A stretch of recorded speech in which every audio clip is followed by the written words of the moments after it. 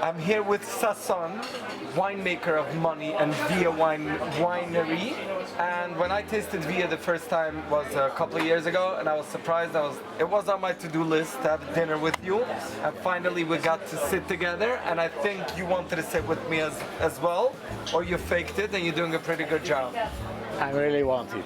So I think I'm meeting so many people in the wine business. People are bored of the typical questions of Cabernet, Merlot, and what grape it is.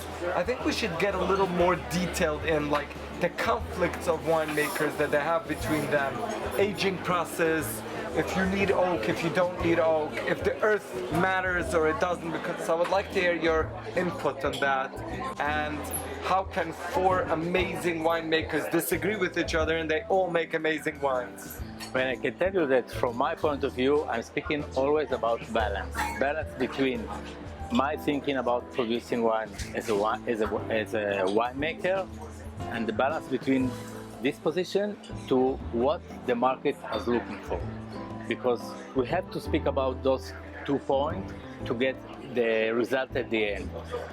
We know that we are dealing with terroir, with technology, with barrels, with oak, with the yeast that we add, with acidity and everything. And for me, as the winemaker of Mony, I'm working in a state winery. We grow our own grapes, so I can control what happened from the beginning, from the vineyard until the end of the process. One of the most important things for me is at the end of the process, when we have the product in the bottle, we must respect the fruit. I'm not looking for oaky wine, I'm not looking for heavy character of vanilla, chocolate at the end, because it will cover what happened with the fruit, with the fermentation during the process. That's why I see sometimes in very inexpensive wines, like very oaky, because the grapes are like... There's nothing from the vineyard, nothing from the grapes. They throw in a lot of oak inside, just to cover and to extreme the flavor.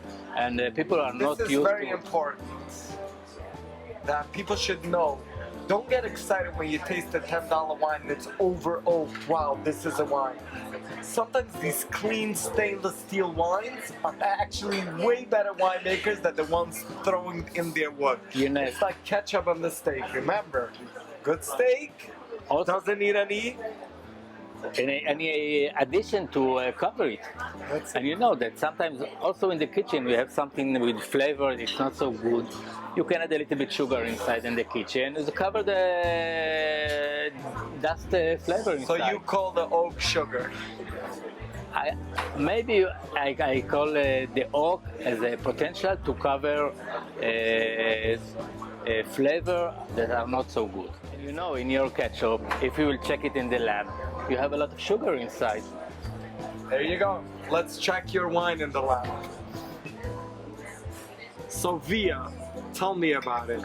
Well, first of all, I will tell you about the name. What's the meaning of Veer? Always Veer, it's a word come from the language of the Roman, and it's the road. This is the meaning. Very nice. So you're saying not all roads lead to Rome, all roads lead to wine. Leads to the right glass. Okay. L'chaim. The Veer made from 4 different varieties: Cabernet Sauvignon, Merlot, Malbec and Petit Verdot. It's a Bordeaux blend. So we are speaking about old wine world. More elegant, more soft, not so aggressive, with a really good balance between the fruit and the oak character. We are not copy to wine that arrive from California, for example. We are really can compare it to Bordeaux style. And how do you make it Bordeaux style? Is it because you blend these varieties, or in Israel it grows not as big and as bold as the California ones? First of all, we are speaking about the 4 varieties that are made in Bordeaux style. Yeah. And we are using here 100% French oak, not so heavy with the toasting level as I spoke before. And we are using at the beginning cold maceration to get a really good extraction of color from the beginning. It's 100% new oak, and you are not feeling it very, very oaky. You are not feeling a lot of chocolate inside, a lot of vanilla. You have a good balance. This is what happened with Bordeaux style. Very nice. And for people that don't drink wine, they find it a little, I wouldn't say surprising, but I think it's very uncomfortable for people that don't drink wine every day to tell them to swirl the wine. As much as I'm trying to explain them that there's the shape of the glass and needs the air out. What can you compare it to? Is there food that needs to be aired out before you serve it? Or is there like a perfume? What can you compare wine for the everyday person that are not wine snobs, I can tell you, but they want to appreciate a glass of wine? we spoke about meat, about steak before. And if you are going to prepare steak, the best things is to do to take the meat day before, put it with the herbs inside, with the pepper, with a little bit wine inside, cover it. Aged steak. Age it for overnight. Okay. And when you put it on the grill, for example, All tomorrow, the flavors are inside. inside it's one part. I can go ahead, for example, for the dish of Shabbat, chamin. If you are making the chamin and eat it just after you finish to cook it, or eat it one day after, it will be better the day after. Or like herring, it needs to be soaked in I'm vinegar. not used to eat herring, but I can tell you that You're gonna have to come to me for Shabbat. I can tell you that I'm making at home I soup. would love to try it.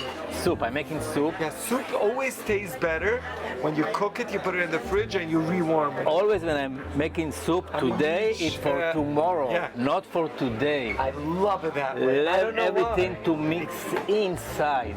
There is a lot of So this herbs. is basically the wine That's is the not idea. done when you open the bottle. No way. The wine is done when it is out for 5-6 hours. And of course, you know that the French people said when you are planting a new vineyard, it's for your grandson, not for yourself. That's a little Wait. hard for me to explain. L'chaim, Sasson. L'chaim. It's a pleasure. Thank you. And finally, we're going to taste the veer.